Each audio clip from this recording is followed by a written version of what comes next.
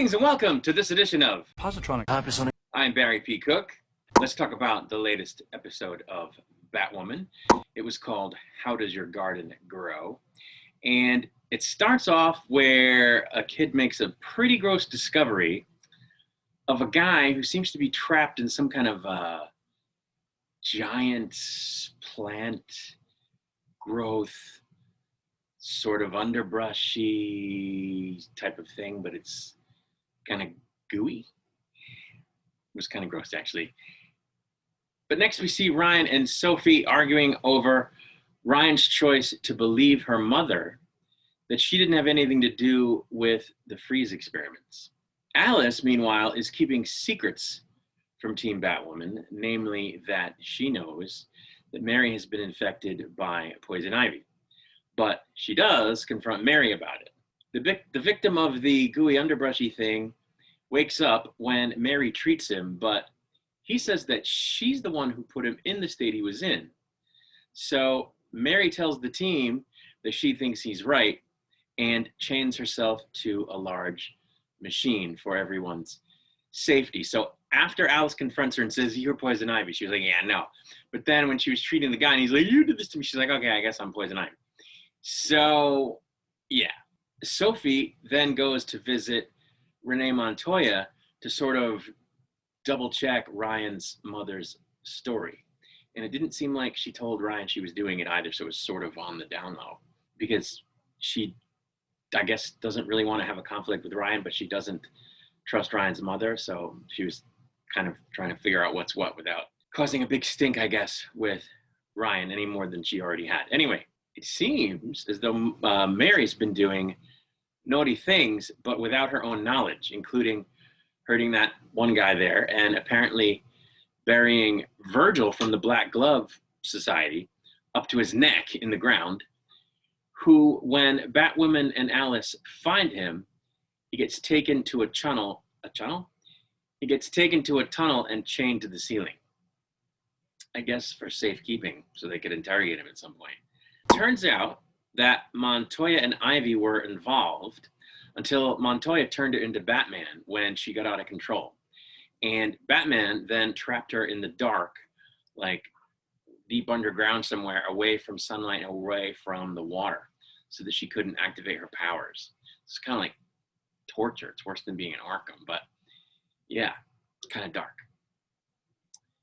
Sophie then goes to interrogate Virgil, but doesn't learn much before he hangs himself, like puts the chain, somehow chains himself around the neck as he's hanging there and hangs himself to, I guess, avoid giving information or to avoid being interrogated. And this is all happening as Batwoman confronts Sophie about the fact that she interrogated him. And they again argue over Ryan's mom. Mary, meanwhile, actually goes full-blown Ivy when Alice figures out that all she has to do is hit her with sunlight, which she does, and, thereby activate the Ivy within her. And she knocks out Luke while she argues with Alice, who then releases her from the machine that she was chained to. Mary then calls in a fake Ivy tip to Montoya and then confronts Montoya among some plants at an arboretum as Montoya tries to get her to stand down, which doesn't work, leading to Montoya being grabbed by some vines under Mary's control. Batwoman and Batwing track Mary's phone and are also then attacked by Mary's vines at the arboretum. Of course, Mary allowed them to track her phone. Mary then confronts Batwing, saying she's happy this way, as Ivy, or with Ivy activated inside her, and she trusses him up with some vines before messing with the AI in his suit.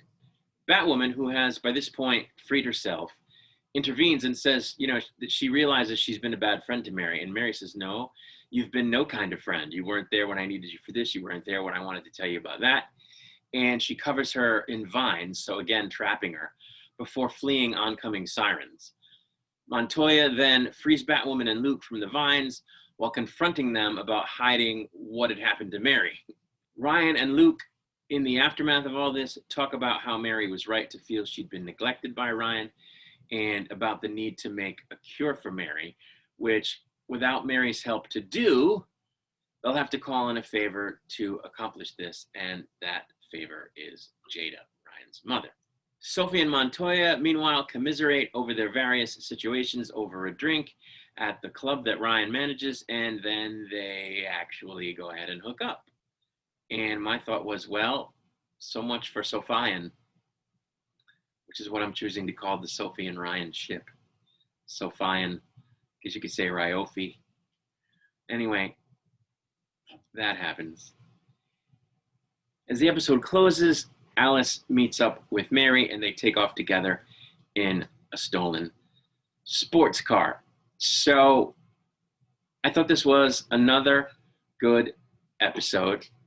They didn't just pull this out of nowhere like a show that was less well written would do. We've been building to it for a few episodes. We knew it was going to happen, that Mary was going to become Poison Ivy or take on the traits of Poison Ivy, something like that. We knew it was coming. And we knew something was up with her. She was losing time and waking up in places and not knowing where she'd been. So all of this was foreshadowed, and that's good writing. So I was happy for that. And the actress that plays Mary just did an amazing job adopting this persona of Poison Ivy blended with Mary. She just did an excellent job. And I'm pointing that out because I've had training as an actor. I never really worked as an actor in any professional capacity, but I've had training as an actor. So I've always appreciated, actors who are good at the craft. And there's a difference between serviceable acting and great acting. And I never thought much of the acting on any of the CW shows. I think on The Flash, for example, there's really one standout actor, and it's, the guy that plays Joe. But they really gave this actress something to work with in this episode, and she ran with it, and she was great. She was just great.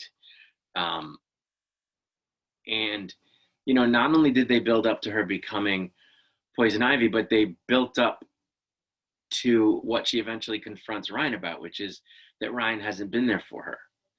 And everything she mentions in that conversation is stuff that we saw happen. So it was very powerful, I thought, because you could sort of empathize with her and sympathize with her and feel like, yeah, Ryan, kind of dropped the ball. And, of course, she didn't do it with ill intent, but she just wasn't really there for Mary on a number of occasions. And only when she was infected with this Poison Ivy thing did she feel like she could say anything about it, I guess, or, act on it and, I guess do something about it. So they built up to that as well. And that's just indicative of good writing, of planning out your storylines. And it paid off. It was just really great to see all that stuff come up. And like I said, she did a great job with it.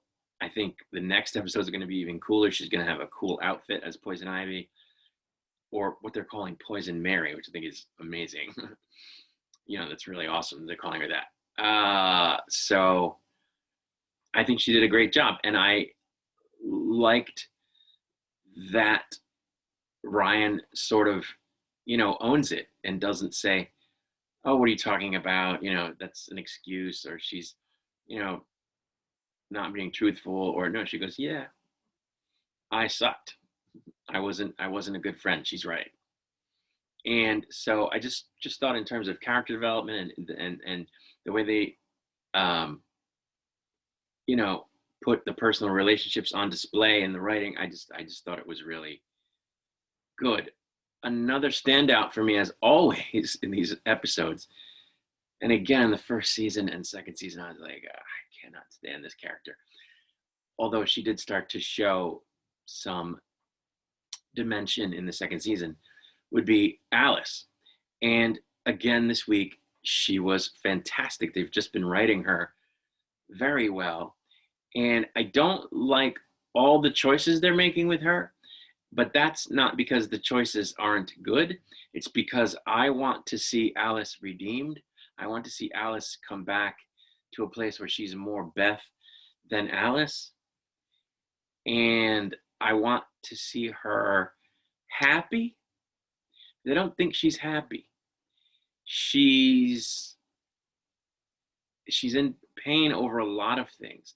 She's got PTSD, and she may be jocular and jovial and upbeat, but she's not happy. I think she's a bit of a tortured soul, and I want that to be over for her because I think Beth is a good person. I think even in the Alice persona, she's a good person. We saw that in season 2 when how much she kept, you know, trying to help Kate, and how, heartbroken she was over the situation with Kate. And so I want them to hurry up and get there. But they're not going to do that, right? They're going to take their time with it. They're going to send us on a roller coaster.